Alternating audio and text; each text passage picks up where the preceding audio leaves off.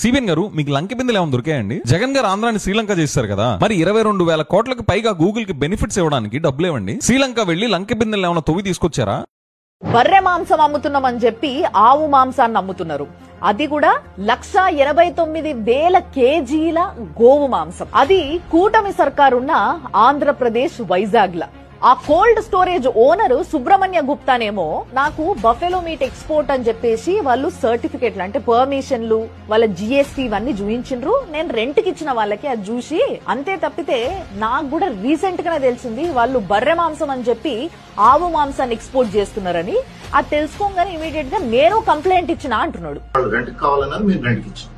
రెంట్కి ఇచ్చేటప్పుడు మేము చూసుకునేది ఏంటంటే బఫెలో మీట్ ఎక్స్పోర్ట్ లైసెన్స్, అది అలౌబుల్ అయితే మేము తీసుకున్నాం. వాళ్ళకి లైసెన్స్ ఉంది. నెక్స్ట్ వాళ్ళకి జిఎస్టీ ఉంది. ఈ రిపోర్ట్ కంప్లైంట్ ఇచ్చిన తర్వాత డిఆర్ఐ పట్టుకున్న తర్వాత వాళ్ళకి వివరాలు ఇచ్చాం. పోలీస్ స్టేషన్ లో వాళ్ళ మీద కేసు ఫైల్ అయింది. ఇక్కడ కామన్ పీపుల్ కి కూడా వచ్చే ఒక బేసిక్ డౌట్ ఏంది అని అంటే, ఫర్ ఎగ్జాంపుల్ ఇప్పుడు మనకు ఒకటి రెంట్ కి ఇయ్యనికి ఒక ఇల్లు ఏదో ఉందనుకోండి, అది రెంట్ కి ఇచ్చినప్పుడు వాళ్ళ ఆధార్ కార్డు పాన్ కార్డు అన్ని చూసినాము ఇచ్చినాము అయిపోయింది. దాని తర్వాత పట్టించుకోమా? అట్లీస్ట్ వాళ్ళు ఏ టైంకి వస్తున్నారు, ఏ టైం పోతున్నారు, ఇంట్లో ఏమైనా ఖరాబ్ చేస్తుర్రా, ఏం నడుస్తుంది, ఎవరు వచ్చిపోతున్నారు ఇంటికి అని ఒక కన్నేసి పెడతాం కదా. ఏదైనా డౌట్ వస్తే పోలీస్ స్టేషన్ లో కంప్లైంట్ ఇస్తాం, లేదంటే పోయి వాళ్ళని అడుగుతాం, మాట్లాడతాం, ఇదంతా జరుగుతుంది కదా.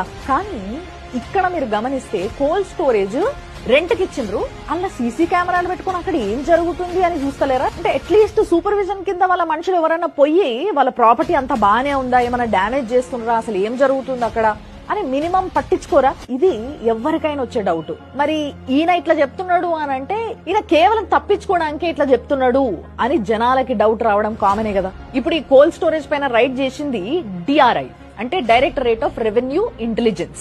ఇది ఒక సెంట్రల్ గవర్నమెంట్ ఏజెన్సీ. దీని హెడ్ ఆఫీస్ ఢిల్లీలో ఉంటది. దీని పేరెంట్ ఏజెన్సీ సిబిఐ. అక్కడెక్కడనో ఢిల్లీలో ఉన్న సిబిఐకి ఇన్ఫర్మేషన్ పోయి వాళ్ళు వచ్చి రైడ్ చేసిండ్రు అని అంటే చుట్టుపక్కల వాళ్ళకి తెలియకుండానే ఉంటదా? అప్పుడు వరకు కూడా పోనీ తెలియకుండా ఉండడానికి అదేమన్నా 10-20 కేజీల మాంసమా?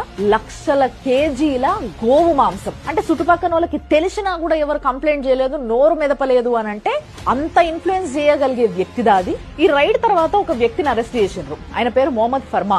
ఈ వ్యక్తి దాన్ని ఆపరేట్ చేసే వ్యక్త, లేకపోతే ఈ గొడ్డు మాంసాన్ని తీసుకొచ్చే వ్యక్త, ఎక్స్పోర్ట్ చేసే వ్యక్త, ఎటువంటి ఇన్ఫర్మేషన్ ఇప్పుడు వరకు బయటికి రాలేదు. ఈ cold storage owner Subrahmanya Gupta ఎవరైతున్నారో ఆయన ఇప్పుడు అధికార పార్టీ టీడీపీ ఎమ్మెల్యే ఒక ఆయనకి చాలా క్లోజ్ అని అంటా ఉన్నారు. అందుకోసమే ఈ కేసుకి సంబంధించిన ఏ విషయాలు కూడా తొందరగా బయటకు వస్తలేవు అని టాక్ వినిపిస్తుంది. బ్రెజిల్, ఆస్ట్రేలియా తర్వాత బీఫ్ ఎక్స్పోర్ట్ ల 3rd ప్లేస్ లో ఇండియా ఉంది. రికార్డ్స్ ప్రకారం ఇండియా నుంచి వెళ్లే బీఫ్ ఎక్స్పోర్ట్ ల మేజర్ గా బఫెల్లో మాంసమే ఉంది. కానీ ఇక్కడ బఫెల్లో మాంసం అనే లైసెన్స్ పైనే గోవు మాంసం పోతుంది. అంటే ఇట్లా దేశం మీద ఏ లైసెన్స్ల పైన ఏ పేరు పైన ఎంతెంత గోవు మాంసం పోతుందో ఏమైతుందో ఇక తెలవాలి.